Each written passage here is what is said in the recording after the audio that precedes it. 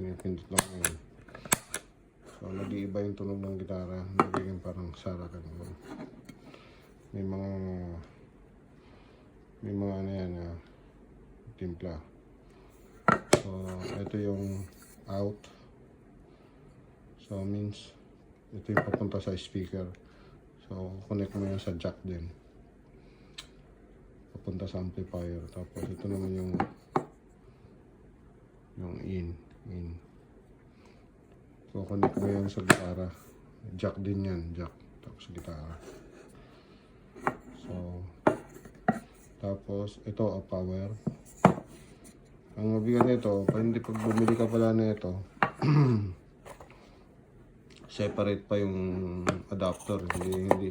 Hindi ka makakabili ng kasama adapter, kasama yung plug. So, lahat to separate. So, ang gagawin mo, bibili ka nito, tapos saka bibili